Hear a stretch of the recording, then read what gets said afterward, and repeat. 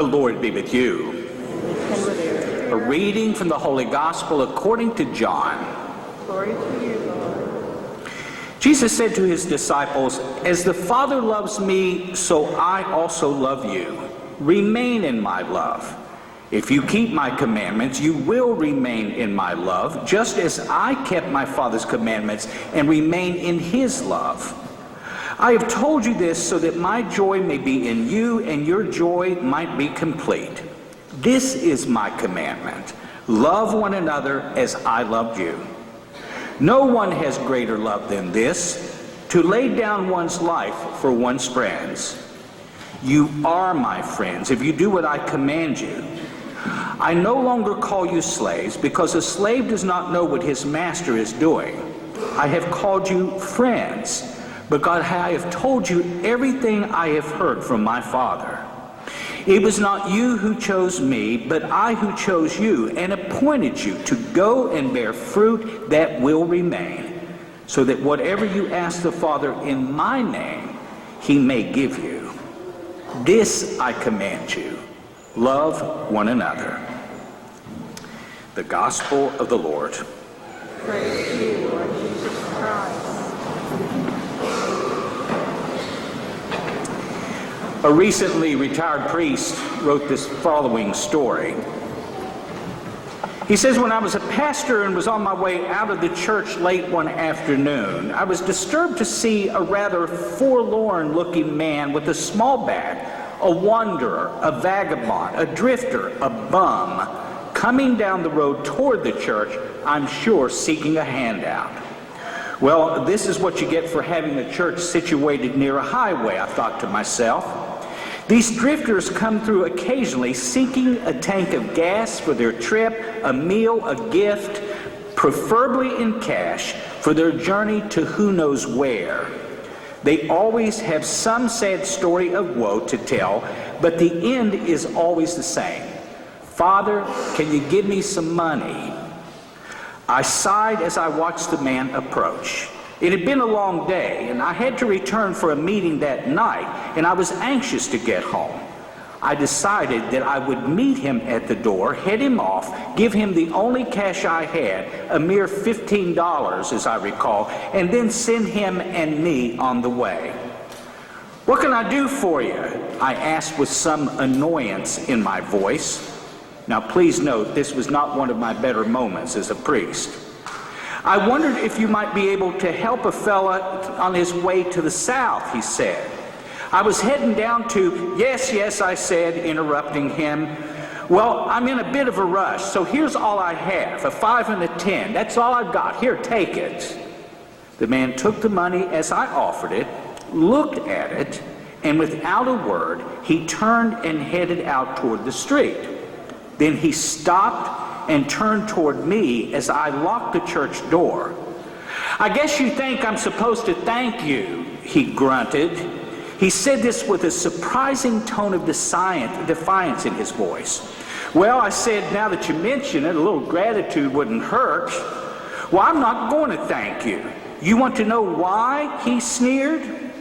"Why?" I asked. "Because you're a Christian, that's why.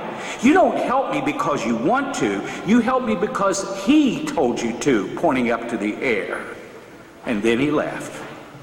I stood there stunned, angry. The nerve of those people. On my walk back to the rectory, it finally hit me. He was right. I was snookered in by my faith. I really had no choice, no options. I was a chosen one, chosen by Jesus to be a Christian, you see, chosen, and that means there are some things for us which are not optional. A person who is a member of the Sierra Club is not a person who sets forest fires. A Boy Scout is not someone who can refuse to learn how to set campfires. Doing Christ-like things is just not an option for someone who claims to be a follower of Christ. And speaking of choices, Christopher DeVink, in his book, The Power of the Powerless, tells this story. He writes, "One spring afternoon, my 5-year-old son David and I were planting raspberry bushes along the side of the garage. A neighbor joined us for a few moments. David pointed to the ground. "Look, Daddy, what's that?" I stopped talking with my neighbor and looked down. "A beetle," I said. David was impressed and pleased with the discovery of this fancy, colorful creature. My neighbor slowly lifted his foot and stepped on the insect, giving his shoe an extra twist in the dirt. "That ought to do it," he laughed. David looked up at me, waiting for an explanation, a reason. That night, just before I turned off the light in his bedroom, David whispered, "I like that beetle, Daddy." "I did too," I whispered back. Devink concludes his story by saying, "We do have the power to choose."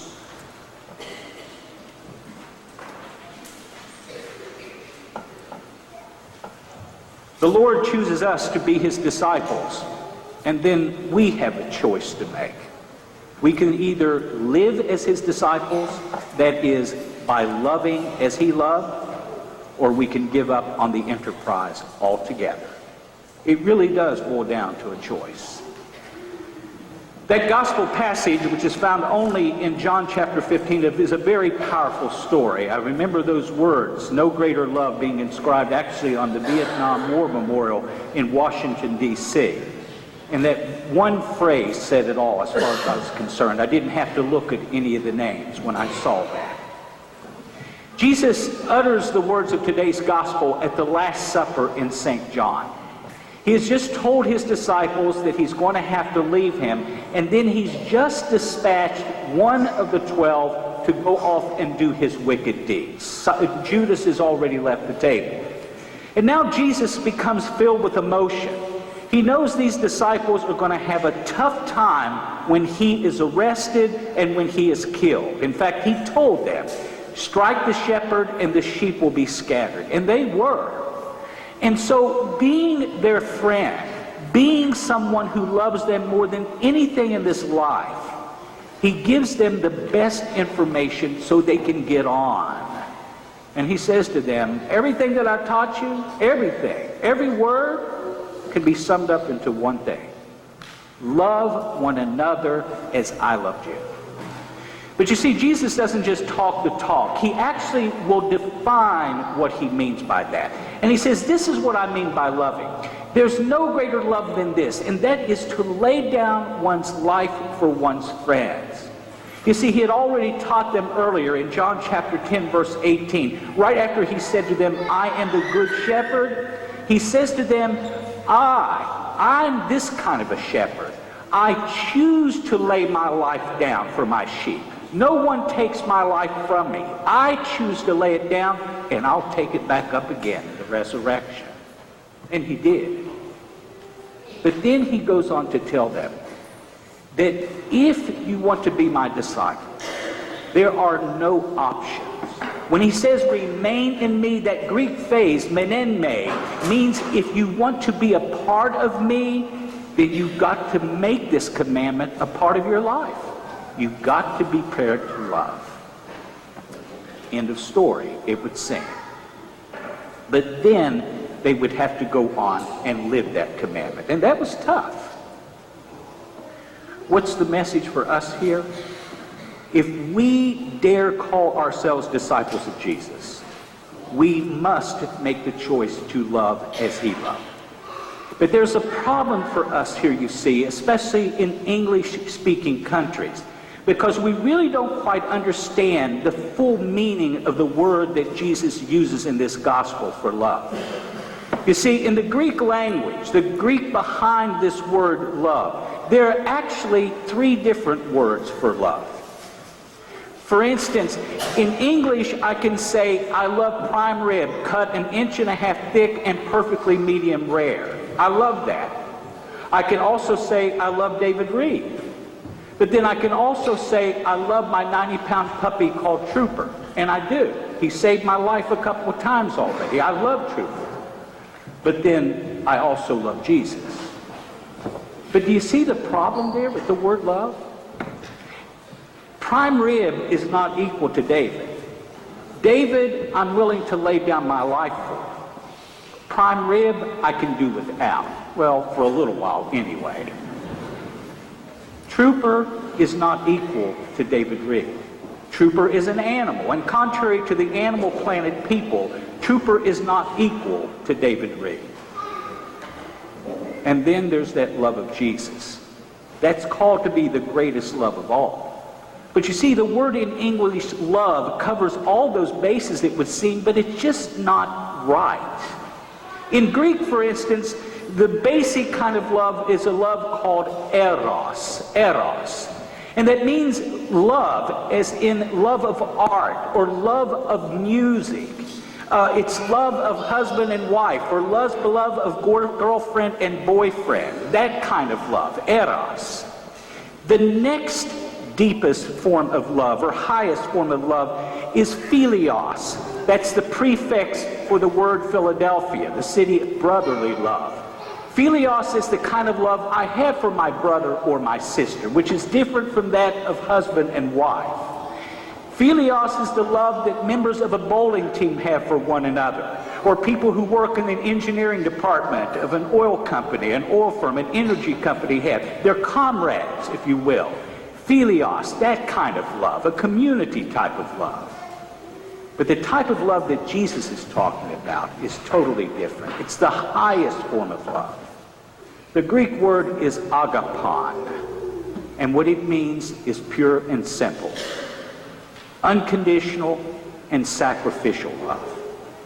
It's unconditional and sacrificial. You know, I saw our police chief walk in here, and I can't help but think, and one of the reasons why I have such tremendous respect for law enforcement is that every time his men put on their uniform, every time his men put on their badge, and the women too in the department, you know what they're saying when they do that? I am willing to lay down my life for you, Rose. I'm willing to take whatever comes my way so that you might live. How many of us would do something like that for someone we don't even know? Someone who's not even grateful, perhaps, for what we're willing to do. That's agapon. That's unconditional love. Jesus manifested that perfectly on the way up to Calvary. You see, in John's gospel, no one helped Jesus carry his cross up that hill that day. He carried it by himself. And when he hung on that cross in the hot sun for hours, in the scorching heat, the people at the foot of the cross, there was his mother and a couple of her friends. But everyone else there hated him. There were people sneering and jeering and spitting at him and cursing him. Where were his so-called friends, his disciples? They had already run away like cowards. They were hiding. It was his enemies who were there at the foot of the cross. And you know what? He died for them. He loved them to the end. He suffered for them too. It's unthinkable. There's a problem with unconditional love in our society, though, you see. Because though we pride ourselves as being technologically savvy, our technology has gotten us to the point where we become separated from one another. The phenomenon of texting, you know, people who put forth hundreds of texts each day. I've asked a number of young people, why do you text? So that way I won't have to engage in a conversation with you. I can send you the message and you can read it. What kind of love is that? What kind of investment? Yeah, we seem to have connected ourselves technologically, but we're afraid to make an investment in another person. That's what unconditional love is all about. And perhaps the reason we're afraid to make the investment, it's going to cost us. You know, if you love someone unconditionally, it's going to cost you. And the deeper you love, the more it's going to hurt when they betray you. It's going to hurt you terribly. It makes no sense to love unconditionally. What Jesus did is illogical, but he did it anyway. Listen to this story. There was a college student named Tom who was well liked by his peers. Nothing unusual here, except Tom had a large red birthmark that ran from one eye down his face, across his mouth, down to his neck, and onto his chest. One day, a close friend of his asked Tom, "Tell me this, how did you ever overcome the emotional pain of your birthmark?" "Oh," he answered quickly, "it's because of my dad. You see, he always told me, 'Son, this,' and he pointed to my birthmark, 'this is where an angel kissed you because he wanted to mark you out just for your daddy. You're very special to me, and whenever we're in a group of people, I always know right away where you are and that you're mine.' My dad told me that so many times I even began to feel sorry for all my friends who didn't have birthmarks." And how about the story of Princess Alice? Have you ever heard that story? She was the second daughter of Queen Victoria of England. She had a 4-year-old son whom she loved very much. When he contracted the disease known as black diphtheria, Alice was devastated. The disease was highly contagious and very deadly. The nurses continually warned the princess, not being in the best of health herself, to stay away from her son. Naturally, this would be very difficult for any mother. Still, Alice knew she would be in danger if she ignored the warning. One day, as Princess Alice stood in the far corner of her son's room, she heard her son whisper to the nurse, "Why doesn't my mommy kiss me anymore?" That was more than Alice could bear. As tears streamed down her face, she raced to her son's bed, held him in her arms, and smothered him with kisses. Tragically, that turned out to be the kiss of death. Princess Alice contracted black diphtheria, and in a matter of weeks, both mother and son were buried. A foolish thing? Stupid? Dumb? Yes, of course, all of those. But whoever said that true love, unconditional love, was logical? To love as deeply as the cross, whoever said that made any sense? But you know what? If we choose to respond to the call to be disciples of the Lord, if we choose to love as he teaches us to love, sacrificially and unconditionally, it's going to cost. People in a world that are so self-consumed are not going to comprehend your act of love. It goes beyond the comprehension of our culture. I'd like to close with a story, a legend, if you will, that says that the devil, the master of disguise, tried to get into heaven by pretending to be the risen Christ.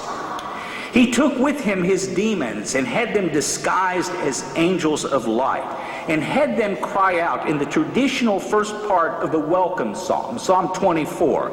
"Lift up your heads, O ye gates of heaven, and lift up your doors, and the King of glory shall enter."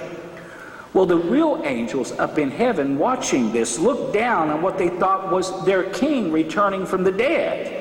So they in turn shouted back with joy the refrain to Psalm 24, which says, "Who is the King of glory?"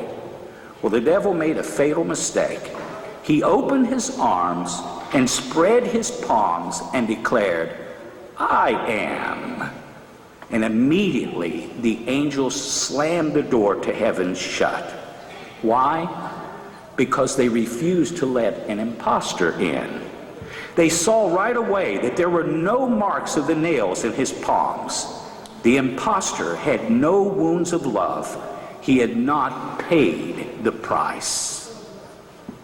And so, my brothers and sisters, that's the happy news and that's the sad news. That's the truth.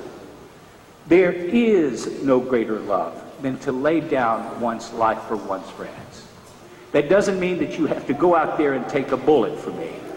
What it does mean is this: you have to die to yourself in order to be free and loving of others. In a society that is so selfish and self-centered, that prefers texting to speaking, that prefers taking rather than giving, to do so is going to cost you. You're going to be ridiculed. You're going to be laughed at. People are going to think you're nuts. Bottom line, what other choice do we have?